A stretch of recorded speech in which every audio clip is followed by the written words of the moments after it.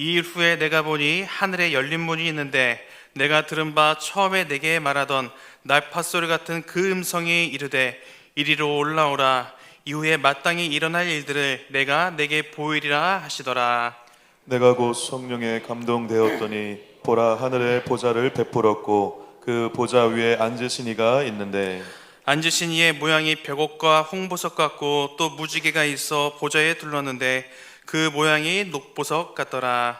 또 보좌에 둘려 24 보좌들이 있고 그 보좌들 위에 24 장로들이 흰 옷을 입고 머리에 금관을 쓰고 앉았더라. 보좌로부터 번개와 음성과 우레소리가 나고 보좌 앞에 켠 등불 7이 있으니 이는 하나님의 7영이라.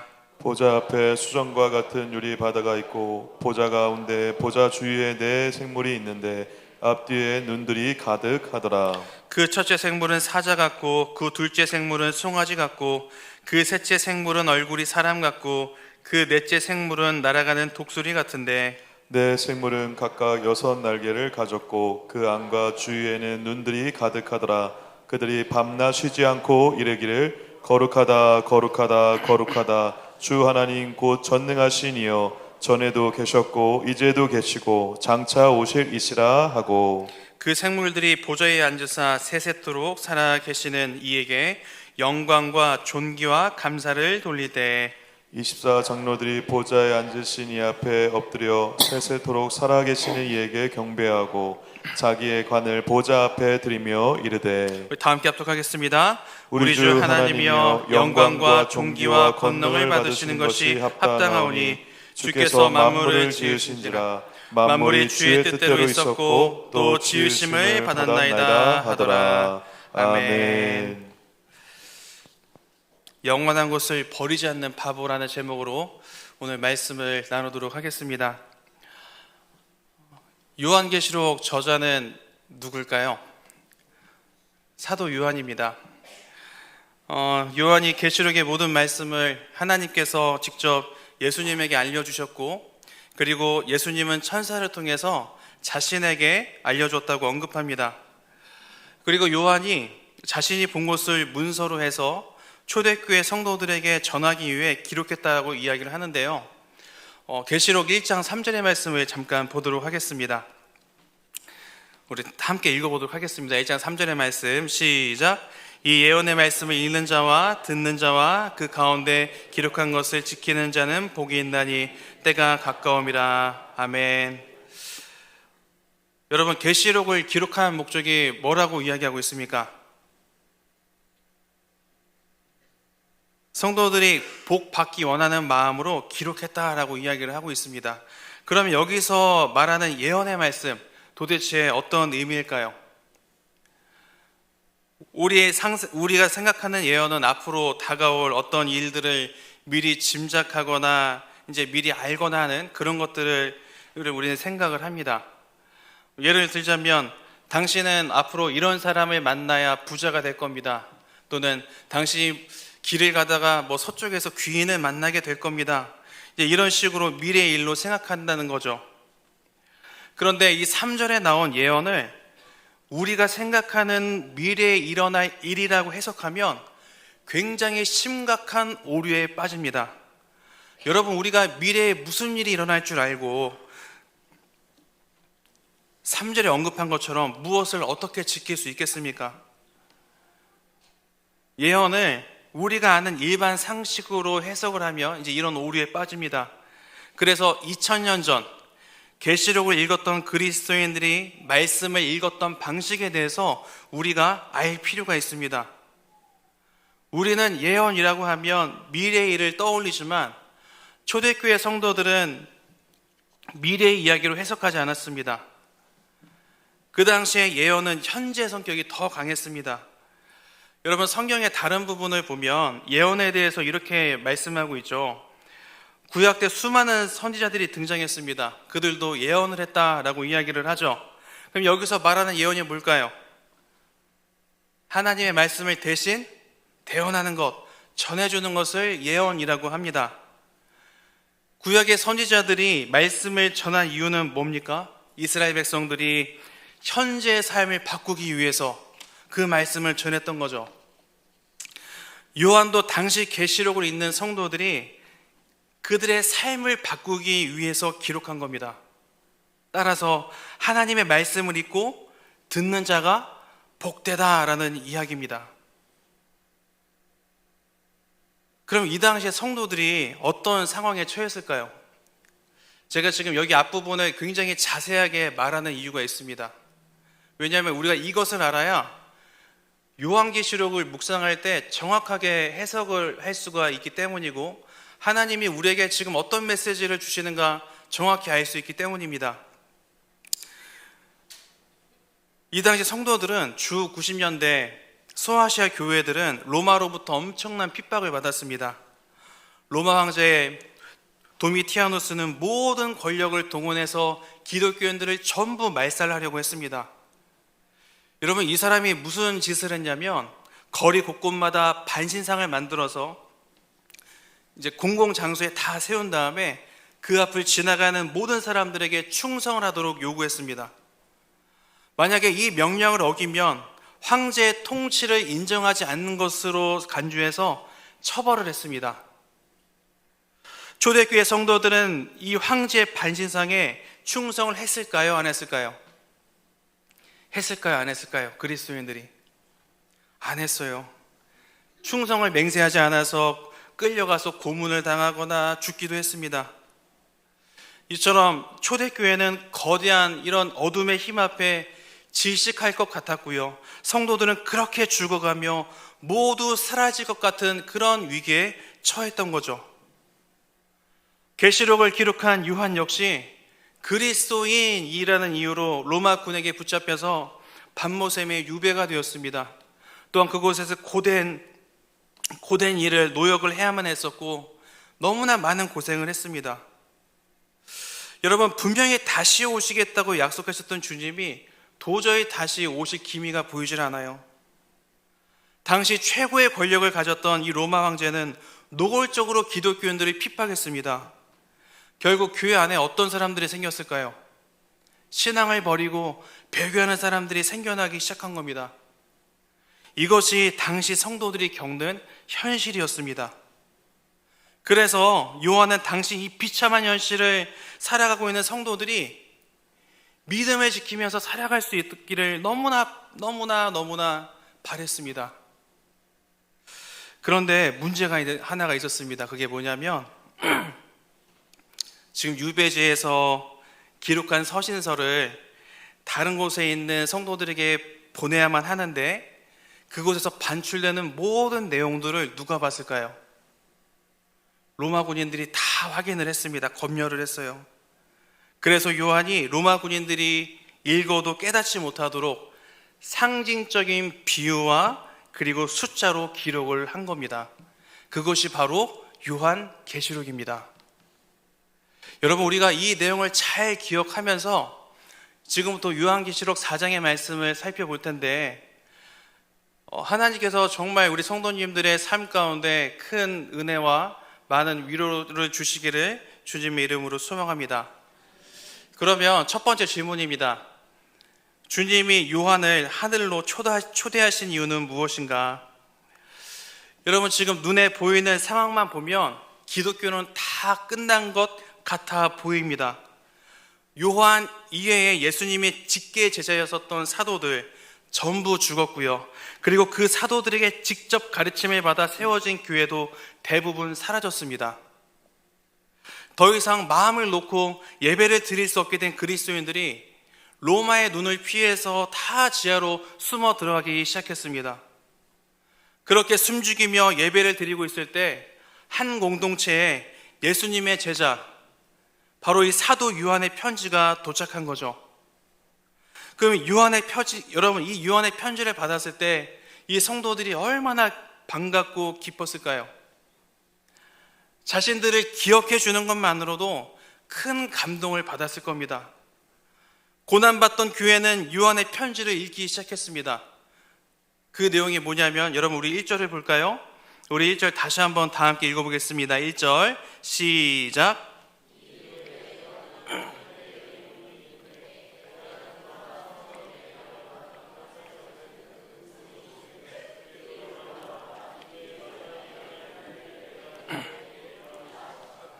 아멘. 이 편지에 시작하는 말을 여러분 잘 보시기 바랍니다. 주님이 뭐라고 말씀하셨죠? 요한에게 이리로 올라오라. 예수님이 요한에게 직접 하신 말씀입니다. 주님이 요한을 하늘로 들어 올리셨다라고 언급하고 있습니다. 그러니까 단순히 공중에 올라간 게 아니라 이전에 볼 수 없던 세계를 보게 된 거죠. 요한이 가게 된 곳은 천국입니다. 천국의 정말 놀라운 광경들을 보게 됩니다. 그 내용이 오늘 우리가 읽은 내용이 2절부터 6절의 말씀이에요. 내용을 간단히 말씀을 드리자면 하늘에 있는 하나님의 보좌와 그 주변에 있는 묘사들에 대해서 기록하고 있습니다. 자, 여기서 중요한 게 뭐죠? 사실적인 묘사가 아니라 로마 군인들의 눈을 피하기 위해서 상징적인 묘사로 기록했다는 거죠. 이것을 잘 기억하시기 바랍니다. 그래서 당시 교회들은 이 상징적으로 기록한 말이 어떤 의미인 줄 알았기 때문에 이해하는데 이제 큰 어려움이 없었습니다. 자, 하늘로 올라간 요한이 본 곳에 대해서 성경이 이렇게 말씀합니다. 자, 우리 앞에 잠깐 간단히 제가 정리를 해봤습니다. 이런 것을 봤어요. 자, 하나님께서 보좌에 앉아 계시고 그 주변 가득히 아름다운 색깔의 무지개가 있었대요. 그리고 하나님 보좌 주변에 또 다른 24개의 보좌가 있고 그 위에 24장로들이 앉아 있었대요. 그리고 수정 같은 유리바다가 이렇게 펼쳐져 있었고, 그리고 눈이 가득한 날개 6개씩 달린 생물이 있었다라고 이야기를 하고 있습니다. 이거 보면 도저히 무슨 얘기인지 모르겠죠. 근데 여러분, 각각 상징하는 게 있는데요. 제가 이따 두 번째, 세 번째 질문할 때 하나씩 말씀드리기로 하고, 먼저 첫 번째 질문, 우리 보좌에 대해서만 잠깐 말씀드리도록 하겠습니다. 여러분, 요한이 처음 본 게 뭐라고요? 보좌. 본문을 보면 보좌라는 단어가 무려 10번이나 반복됩니다. 그러니까 굉장히 중요하다라는 의미입니다. 그럼 여러분, 보좌가 상징하는 게 뭘까요? 보좌는 통치를 의미합니다. 통치. 그러니까 보좌에 앉았다라는 것은 나라를 통치하는 왕이라는 이야기입니다. 예수님께서 요한과 교회에게 보여주는 첫 번째 장면이 뭐죠? 지금 저 보좌에 누가 앉아 있는지 보라라는 거예요. 여러분, 주님은 왜 요한에게 수많은 것들 중에서 왜 가장 먼저 하나님께서 앉아 계신 보좌를 보여주셨을까요? 왜 보여주셨을까요? 지금 초대교회의 상황을 보십시오. 계속되는 핍박 속에서 성도들은 하나님이 진짜 이 땅을 통치하고 계신가? 그런 의문이 생길 수밖에 없었어요. 그들은 현재 상황에서 도무지 하나님의 통치라고는 찾아볼 수가 없었다라는 이야기예요. 그런 교회를 향해서 주님이 처음 보여주시는 광경은 하나님께서 여전히 보좌에 앉아 계신 모습입니다. 하나님께서 보좌에 계신다는 것은 여전히 모든 것을 통치하고 계시고 세상은 그분의 뜻대로 지금 움직이고 있다라는 것을 선언하는 겁니다. 여러분, 세상이 아무리 문제가 많고 그리고 상황이 어려운 것 같이 보이더라도 세상의 주인은 사탄이 아닙니다. 누구시죠? 여전히 하나님이 통치하고 계세요. 그걸 지금 우리들에게 보여주고 있잖아요. 예수님이 요한에게 하늘 보좌를 보여주신 것은 오늘날 우리에게도 동일한 것을 보고 깨달으라는 하나님의 메시지죠. 초대교회 성도들은, 이 성도들의 고민은 어떻게 보면 통치의 문제였습니다. 왜요? 로마는 너무나 강력했습니다. 황제는 모든 것을 다 가진 것처럼 보입니다. 세상은 황제가 원하는 대로 굴러가는 것처럼 보였습니다. 그런데 예수님은 요한에게 이리로 올라오라, 이리로 올라오라 라고 말씀하십니다. 그리고 이렇게 말씀을 하신 거예요. 제가 이렇게 좀 요약을 해봤습니다. 이렇게 메시지를 주고 있는 겁니다. 요한아, 이리로 올라와 보렴. 내가 이후에 너희가 경험할 것이 무엇인지 보여줄게. 네가 지금 보는 것이 이 세상의 전부가 아니란다. 너의 눈에 보이는 것처럼 교회들이 다 망한 것 같고 성도들이 사라지는 것 같으며 그리스도인들이 다 죽는 것 같은 모습이 세상의 전부가 아니란다. 사랑하는 요한아, 사랑하는 이 땅에 남겨진 교회와 이리로 올라와 보렴. 세상이 아니라 내가 통치하고 있단다. 요한은 천국에 올라가서 로마 황제가 이 세상을 통치하는 게 아니라는 것을 직접 목격했습니다. 오히려 진짜 왕이신 하나님을 보게 된 것입니다. 즉 요한은 고난 가운데 있는 그리스도인들에게 황제에게 충성하지 말고 살아계신 주만 섬기는 삶의 결단이 옳았다고, 너희들이 맞았다고 지금 위로하고 있는 겁니다. 그러므로 주님께서 요한을 하늘로 초대하신 것은 진정한 통치자가 누구인지 보여주시기 위해서였습니다. 자, 두 번째 질문입니다. 내 생물의 찬양은 무엇을 말하는가? 자, 요한이 하나님이 앉아 계신 처음에 보좌를 봤고요. 그 다음에 보좌 앞에 있는 것을 목격을 합니다. 그게 뭐냐면 내 생물이라고 합니다. 자, 일단 이 내 생물에 대해서 성경이 어떻게 묘사하고 있는지 다시 한번 볼 텐데 6절 하반절에서 8절 상반절까지만 보도록 하겠습니다. 자, 우리 한번 같이 읽어보겠습니다. 시작. 내 생물이 있는데 앞뒤에 눈들이 가득하더라. 그 첫째 생물은 사자 같고 그 둘째 생물은 송아지 같고 생물은 얼굴이 사람 같고 그 넷째 생물은 날아가는 독수리 같은데 내 생물은 각각 6날개를 가졌고 그 안과 주위에는 눈들이 가득하더라. 아멘. 여러분, 이 내 생물에 대한 묘사를 잘 보십시오. 앞과 뒤에 눈들이 가득하대요. 앞뒤로 눈이 가득하대요. 이 눈이 가득하대요. 그리고 얼굴은 전부 다 다른 모양입니다. 그리고 같은 몸인데 사자도 있고 송아지도 있고 사람 독수리 얼굴이래요. 그리고 6날개를 가지고 있다라고 말합니다. 무슨 괴물도 이런 괴물은 없을 것 같아요. 만약에 천국에 가신 다음에 여러분들이 이런 생물을 만나봤다고 한번 생각해 보십시오.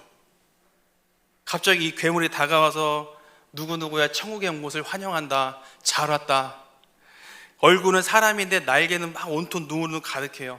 근데 그 눈들이 막 다 하나씩 깜빡깜빡거려요. 여러분, 아무리 생각해도 이 생물이랑은요 반갑게 인사하기가 힘들 것 같습니다. 여러분, 결론부터 말씀드리자면 천국에 이런 괴상한 생명체는 없습니다. 여러분, 계시록에 이렇게 표현된 건 뭐라고요? 전부 다 상징적인 표현. 이 생물도 마찬가지입니다.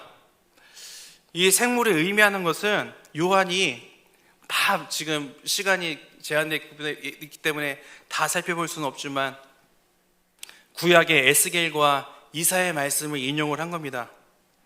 여기서 짐승의 대표, 여기 보면은 에스겔과 이사야를 보시면 짐승의 대표를 사자의 얼굴로 표현하고 있고 그리고 가축의 대표를 소의 얼굴로 표현하고 있습니다. 그리고 피조물의 대표를 우리 사람의 얼굴, 그리고 날짐승의 대표를 독수리 얼굴로 기록하고 있습니다. 그러니까 이게 말하는 게 뭐냐면 하나님께서 만드신 이 땅에 있는 모든 피조물들을 이야기를 하는 겁니다. 내 생물, 그러니까 모든 피조물들이 보좌 앞에서 지금 뭘 하고 있습니까? 밤낮 쉬지 않고 하나님을 찬양하고 있다라고 말씀하고 있습니다. 즉 요한이 하늘에서 본 것은 땅의 모든 피조물들이 서로 다투지 않고 하나가 되어서 하나님을 찬양하는 것을 본 겁니다. 천국이 이런 곳이래요. 그러면 주님께서 요한에게 모든 피조물들의 찬양을 보여주신 그 이유가 뭘까요? 이 질문에 대한 답을 얻기 위해서는 지금 눈에 대해서 되게 많이 언급했잖아요. 이 눈의 의미를 알아야 됩니다. 당시 유대인들은 이 눈을 지혜로 생각을 했습니다. 지혜로 생각을 했습니다. 그러니까 하나님을 찬양하는 모든 피조물들은 어떻다? 지혜롭다. 네, 지혜롭다라는 이야기예요. 즉 내 생물의 묘사는요 지혜를 가진 모든 피조물들에게 찬양받으시는 하나님을 지금 상징적으로 표현하고 있습니다. 여러분, 지하에서 숨어서 예배드렸던 성도들이 이 부분을 읽으면서 너무나 많은 위로를 받았을 거예요. 굴이나 무덤에서 어떻게 화려하게 예배를 드릴 수 있겠습니까? 어떻게 큰 소리로 찬양할 수 있겠어요? 이 굴이나 무덤에서 초라하게 드렸던 예배를 하늘에 계신 하나님 아버지께서 받으시고 즐거워하셨다는 것을 깨달았기 때문이에요. 주님은 지금 요한을 통해서 너희가 드린 예배는 사람들이 말하는 것처럼 바보 같은 그런 모습이 아니라 지혜로워서 잘했어 라고 말하고 있는 겁니다. 천국에서 지혜로운 피조물들이 부르는 찬양을 지금까지, 이제까지 그 찬양을 너희가 한 거야, 너희가 하고 있었어 라고 지금 말하고 있는 거예요. 따라서 내 생물의 찬양은 이제껏 숨어서 예배하던 교회를 향해 위로의 메시지를 준 겁니다. 이 당시 황제의 신상에 절만하면 모든 문제가 해결이 되었습니다. 로마가 그리스도인들에게 요구한 것 대단한 게 아니죠. 그냥 지나가면서 황제의 그 반신상에 충성만 맹세하면 되었습니다. 그런데 초대교회 성도들은 이 사소한 걸 안 하는 거예요. 이 당시에 모든 사람들이 다 나쁘진 않았습니다. 그리고 또 모든 사람들이 다 기독교인을 죽여야 한다고 말하지도 않았어요. 믿지 않는 사람들 중에는 분명히 착하고 의롭고 자비로운 사람들도 있었습니다. 그들은 어떻게 보면 그리스도인들을 다 이렇게 막 죽이고 싶진 않았을 거예요. 그들이 그리스도인들에게 요구한 것은 딱 하나였습니다. 그냥 눈 한 번만 딱 감고 로마가 말하는 것처럼 그냥 한번 해줘. 들어주는 척이라도 한번 하면 안 돼? 그냥 이 정도였어요. 그럼에도 불구하고 성도들은 고개를 숙이지 않았습니다. 목에 칼이 들어와도 산채로 불 가운데 던져져 타면서도 예수가 나의 주시다를 외치며 그렇게 죽어갔습니다. 세상 사람들은 그런 그리스도인들을 보고 지혜 없는 자다, 바보 같은 자다라고 말했습니다. 그런데 여러분 본문을 보십시오. 주님은 그렇게 말씀하지 않으세요. 너희들은 바보가 아니란다. 지혜로운 자답게 하나님의 백성답게 잘 살았어. 고맙다. 그러므로 내 생물의 찬양은 숨어서 예배드리던 성도들을 위로하는 메시지였어요. 자, 마지막 세 번째 질문입니다. 24장로들의 찬양은 무엇을 의미하는가? 자, 이제 요한이 본 보좌에 대한 마지막 내용이에요. 그게 10절과 11절의 내용입니다. 우리 10절과 11절을 한번 다 함께 읽어보겠습니다. 시작.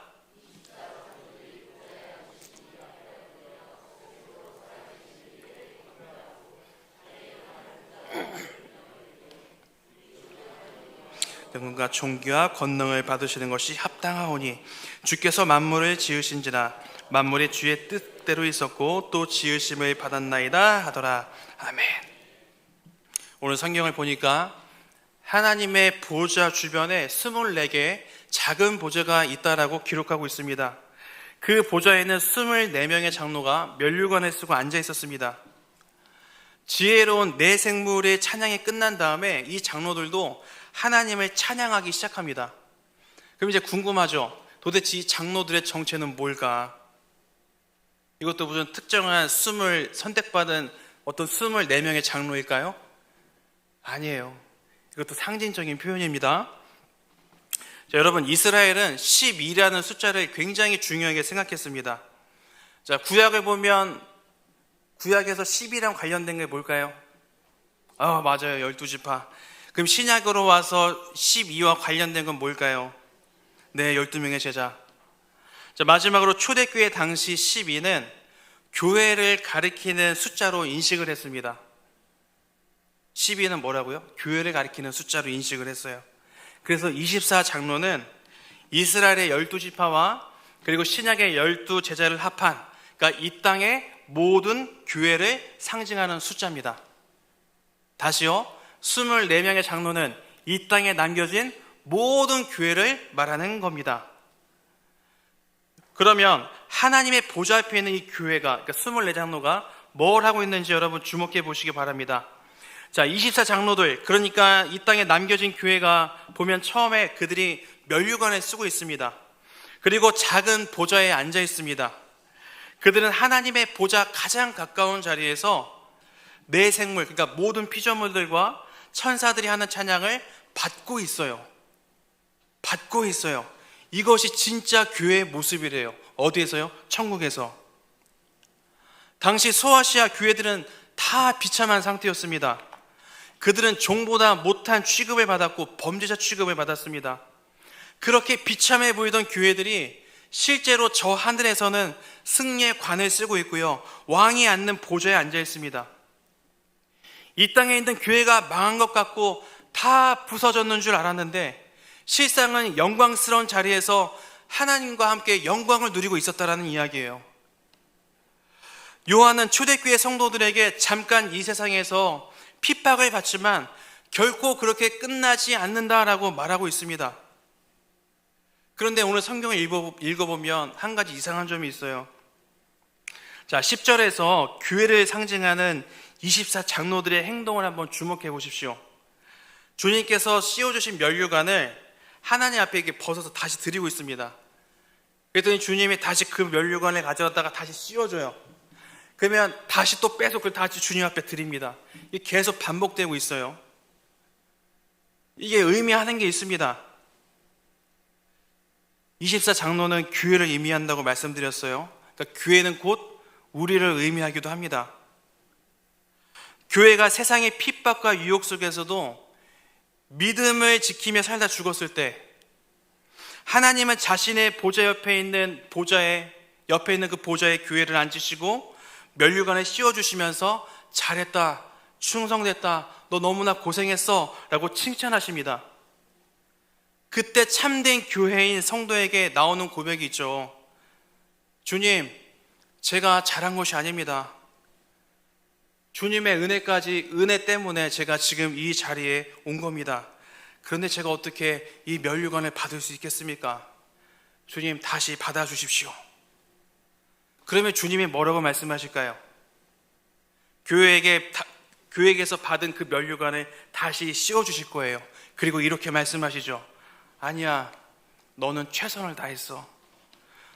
이 면류관을 쓰기에 너는 합당하다. 일어나라, 나와 함께 보좌에 앉자. 이런 식으로 면류관을 받고 드리는 것이 계속 반복되었다는 이야기예요. 어디서요? 저 천국에서.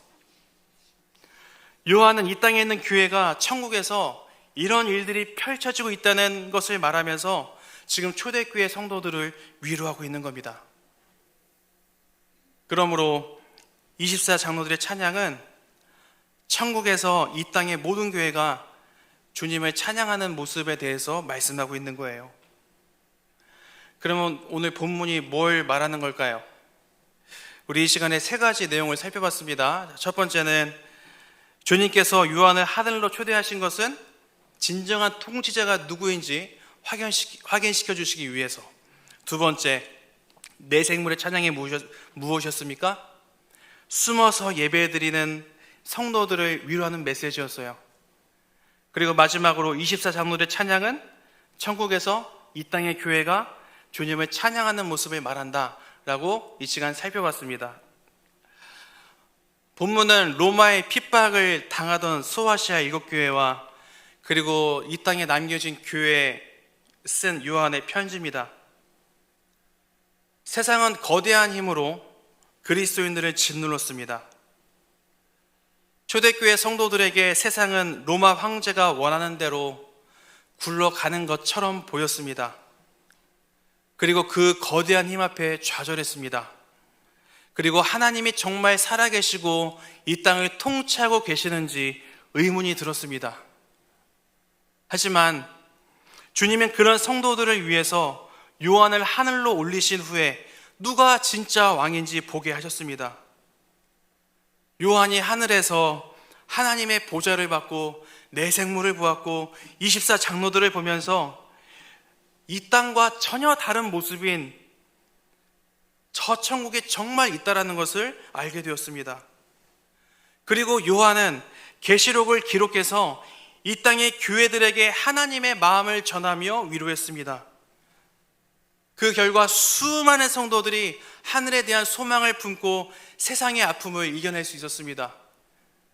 그러니까 이런 메시지를 쓴 거죠. 제가 요약을 해봤습니다.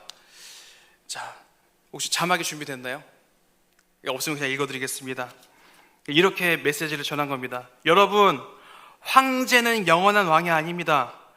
만약 우리가 유한한 왕을 섬겼다면 우리의 삶 전체도 결국에는 허무하게 끝날 것입니다. 그런데 여기에 진짜 왕, 영원한 왕이 있습니다. 그분은 하나님이십니다. 그분의 보좌는 한 번도 흘린 적이 없습니다. 저는 그 왕을 섬깁니다. 제가 그분을 배신하지 않는 이유는 분명합니다. 제 왕이 정하신 때에 세상의 거짓 왕들을 무너뜨리실 것이기 때문입니다. 저는 영원한 보좌 옆에 있을 것이며 영원하신 왕을 섬기는 자로 그 앞에 있을 것입니다. 여러분, 예수님이 요한에게 이 하늘 보좌를 보여주신 것은 오늘날 우리에게도 이 동이라는 것을 보고 깨달으라는 거죠. 우리 역시 이 세상을 과연 누가 통치하고 있는지 보라는 겁니다. 그런데 여러분, 세상은 우리에게 말합니다. 보이지 않는 것을 왜 믿냐고, 왜 시간을 허비하냐고, 왜 돈 낭비하냐고, 왜 쓸데없이 그렇게 사느냐고, 그러면서 너희는 바보라고 말합니다. 따라서 본문은 세상의 소리와 세상의 짓눌림에 하나님의 통치를 의심하는 그리스도인들에게 위로의 메시지를 주고 있습니다. 그러므로 주님은 오늘 본문을 통해 우리에게 이렇게 말씀하십니다. 영원한 것을 위하여 사는 것은 바보가 아니다. 그렇다면 우리가 오늘 본문을 갖고 어떻게 살아가야 될까요? 우리 눈에 보이는 세상은 폭풍이 몰아치는 바다처럼 보입니다. 우리는 작은 배를 타고 그 위에 떠 있습니다. 하루 종일 노를 열심히 젓고 있지만 배가 올바른 방향으로 가고 있는지 우리는 알 수가 없어요. 그러다 문득 우리는 이런 고민을 합니다. 내가 지금 올바른 방향으로 가고 있나? 과연 내 앞에 있는 저 파도를 감당할 수 있을까? 이 거대한 폭풍을 뚫고 주님이 가라고 하신 곳까지 나는 진짜 갈 수 있을까? 우리는 삶의 거대한 그림을 볼 수 없을 만큼 일상에 매여 있습니다. 예수님은 방향을 알지 못한 채 열심히 살아가는 우리 그리스도인들에게 이렇게 말씀하고 계시죠. 높은 곳에 올라와서 전체를 보렴. 이 세상의 미로를 탈출하기 위해서 높은 곳에 계신 하나님의 시각으로 세상을 보라는 겁니다. 그러면 하나님께서 보실 때 우리가 속한 이 세상은 과연 어떤 모습일까요? 그리고 그 세상 속을 살고 있는 우리의 모습, 하나님은 과연 어떻게 보고 계실까요? 핍박과 유혹이 커서 도저히 성도로 살아가기 힘겨운 세상입니까? 세상 속에서 성도의 정체성을 지키면서 살기가 버겁고 너무나 힘겨운 그런 세상은 아닙니까? 오늘 본문을 보십시오. 주님은 우리들에게, 그리스도인들에게, 이 땅에 남겨진 저와 여러분들에게 이리로 올라오라 라고 말씀하고 계십니다. 천국에서 보게 되는 세상의 실상은 무엇일까요? 이 땅을 통치하는 것은 돈이나 또는 권력이나 학벌이나 그리고 외모가 아니다 라고 성경은 분명히 말하고 있습니다. 여전히 하나님께서 세상을 통치하고 계신다 라고 말씀하고 계시죠. 그런데 세상은 그런 우리들에게 어리석다, 바보 같다 라고 말합니다. 하지만 여러분, 성경을 보니까요, 주님은 그런 우리의 삶을 보고 어리석다 라고 말씀하시지 않습니다. 오히려 지혜롭다라고 말씀하고 계세요. 이 자리에 신앙의 길을 걸으며 고민하는 분들이 아마 많이 계실 겁니다. 다는 말씀 못 드리겠지만 특히 요즘 경제와 가정 상황이 너무나 어려운 것, 이것이 어떻게 보면 우리들에게 가장 큰 걸림돌이 될 수 있을 것 같다는 생각이 듭니다. 매스컴을 보니까요, 먹고 살기가 너무 힘들어서 온 가족이 스스로 목숨을 버리는 일들이 비일비재합니다. 우리 아버지들은 매일 출근할 때마다 자신의 자리를 걱정하기도 하고요. 우리 어머니들은 지금도 너무나 빠듯한데 물가가 너무 많이 올라서 도대체 가게를 어떻게 꾸려야 될지 걱정이 또 가득하죠. 근데 더 화가 나는 건 뭐냐면 나쁜 사람들은 너무나 잘 먹고 잘 살아요. 차라리 내가 예수를 믿지 않았으면 남들이 하는 그 타협하면서 조금 더 쉽게 살 수 있을 것이란 생각도 들 때가 있습니다. 그래서일까요? 우리는 때때로 참 초라해 보입니다. 정말 답답해 보입니다. 세상이 우리를 삼킬 것 같고요, 이러다 망할 것 같습니다. 그런데 여러분, 오늘 성경 보니까요, 우리 하나님께서 우리가 앉을 그 영광스러운 보좌를 보여주고 계세요. 초라해 보였던 우리의 삶을 주님은 승리했다고 말씀하시며 면류관을 씌워주실 거래요. 그리고 주님이 다시 오시는 날에 우리는 울게 될 겁니다. 그 울음은 슬픔의 눈물이 아니라 감동의 눈물이죠. 그때 주님께서 우리를 끌어안으시며 이렇게 말씀하실 겁니다. 그동안 고생했다. 그동안 고생했어. 잘 살았어. 이건 내가 준비한 선물이야 라고 하면서 면류관에 씌워주실 겁니다. 그때 주님의 품 안에서 이제껏 세상에서 아팠던 것들은 단 하나도 기억에 남지 않을 겁니다. 오늘 우리가 결단해야 할 지점은 우리가 지금 보고 있는 것이 전부가 아니며 이 세상의 어려움과 고통 때문에 영원한 것을 잃어버리면 안 된다라는 거예요. 오늘 말씀 앞에서 딱 한 가지만 기억하셨으면 좋겠습니다. 그게 뭐냐면 영원한 것을 위해서 사는 것은 바보가 아니라는 거예요. 이 한 문장을 꼭 기억하셨으면 좋겠습니다. 그러므로 오늘 말씀을 기억하면서 이 세상의 어려움 때문에 영원한 것을 잃지 않는 우리 동관교회 모든 성도님들이 다 되시기를 주님의 이름으로 소망합니다. 우리 시간 찬양하며